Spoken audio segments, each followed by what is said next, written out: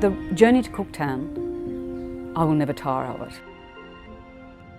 It will be forever and important, and probably the groundbreaking journey for my work. You find that over 30 years, it's a sort of a learning period, and you switch and you change between landscapes and other exciting subject matter. But if you have that landscape bent, you do continue to come back to it.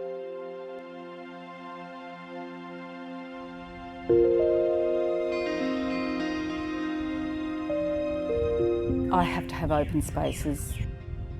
I need that light, I need the wonderful sheen, the glow. I love the dusty quality of the savannah country. I enjoy the changes, the blinks that you see as you are actually moving through the landscape towards Cooktown.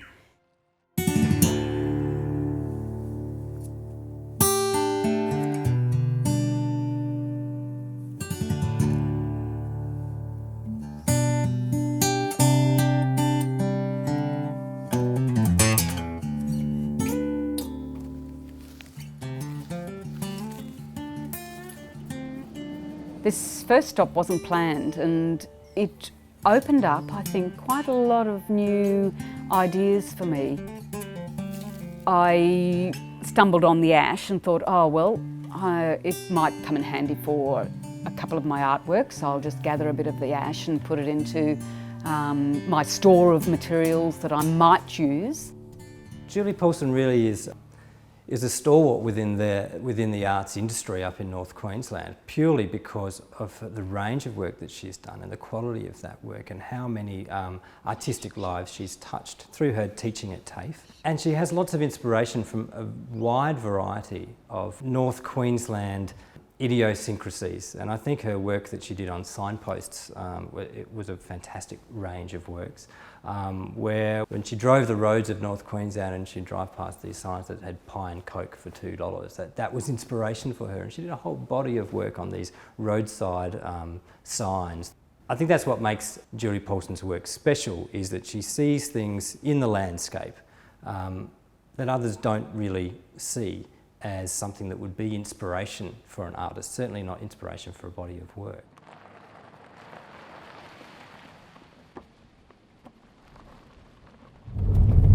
Yeah, we're getting closer now to this sort of country that I'm thinking could be quite interesting to take some photographs of. I love the colours, I really enjoy the sparseness, I love the unruly nature of it. I really want to do that sort of continuous painting, start with one and have it lead into the next one.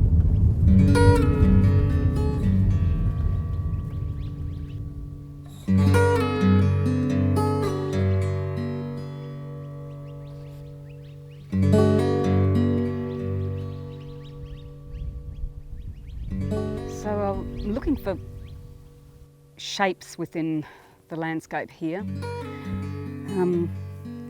I'm not trying to record exactly what I'm seeing. I'm looking more for an impression of the landscape and what's around me.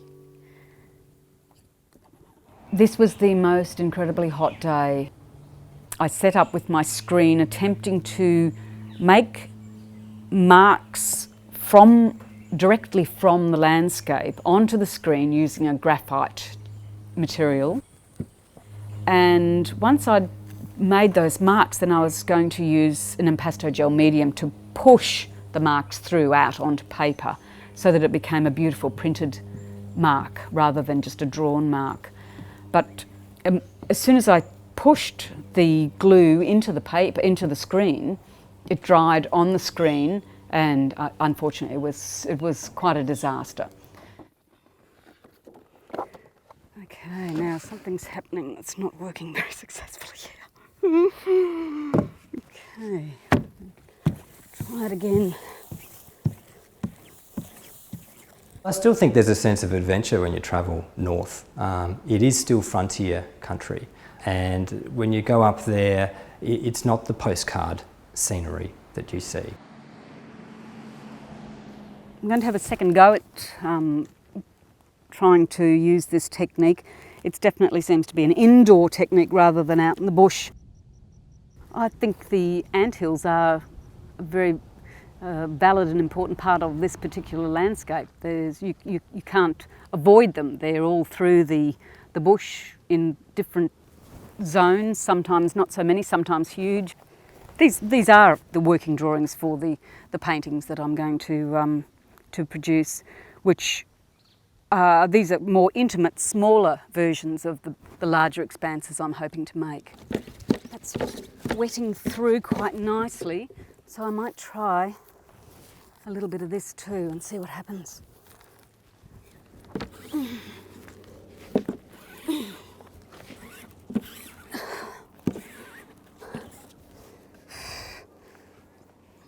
Okay, this is starting to be what I envisaged.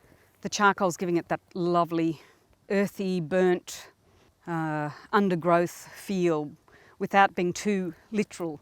It's smearing the surface and giving it a real personality.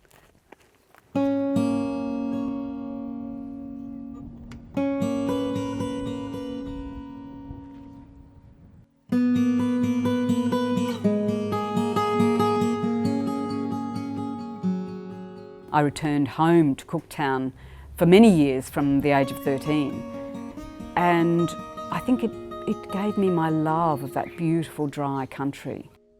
It has short lush periods, but it's still a very dry, harsh area.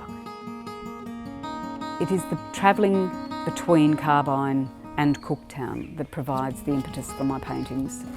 That's really the soul food.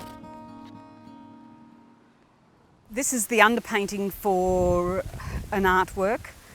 I want to lay down the gesso so that it's rough and rugged and sort of scrappy like the ground around here. And then I'll take the ash that we collected yesterday and push it over the top, and then push it into some of the crevices and creases and move it around. This will be just bush landscape. It will be just the nature of the crusty earth. There won't be anything literal in it. It'll be more just the marks of the earth.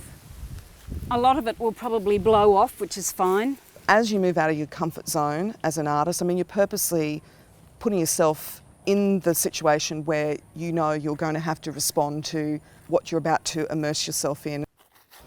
It's a heightened awareness when you go on site, and it's notice and wanting to soak up every single bit of visual data that you can, because you just don't know what you're going to need back in the studio.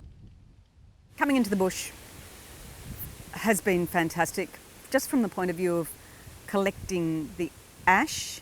I think it will resolve a lot of things in the works that are coming up ahead.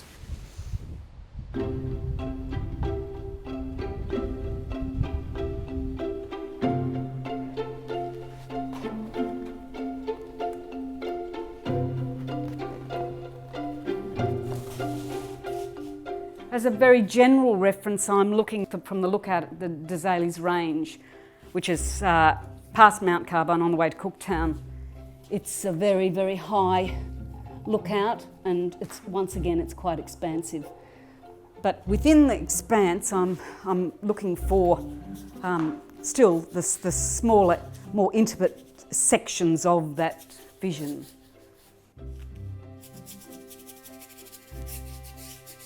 It's very tricky working in the bush. I think there are those that can work in the bush quite comfortably and really enjoy that immediate vision in front of them. But I have to say that I'd prefer to take the information back into my studio environment.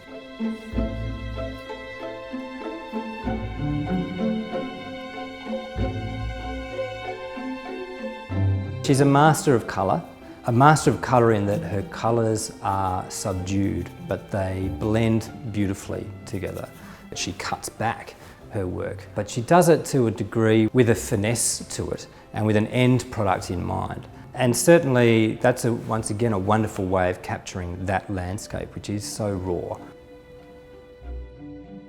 When you spot a work of hers in a gallery space, it can instantly take you back to that region. It will take you back to that Cape Savannah area.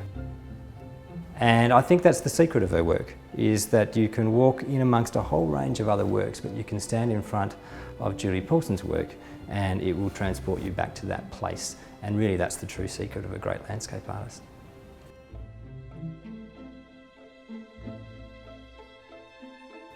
This is a fairly unusual work for me. I don't normally work in this manner at all, but I do feel that this particular work, Ash Gathering, embodies the essence of the trip. Having actually been produced, half of it being produced in the landscape, then coming back to the studio and reworking it, it's dragged something of that wonderful journey along with it. This work is uncompromising and there's a struggle in it, and that sense of having grappled with really important forces in the work. And I feel that work of Julie's has really triumphed in that struggle.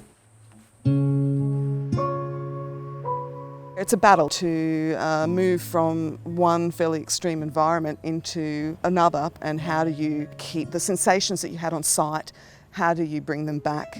You know, you've experienced something very visceral when you're out on location like that. How do you remember it and reinterpret it when you're away from that site? That's a challenge. I see in Julie's work a very strong palette, a real confidence in the subtlety of tones. It's tone on tone, and Julie has become extremely adept at understanding the subtlety of colour in the bush. I think that's her gift.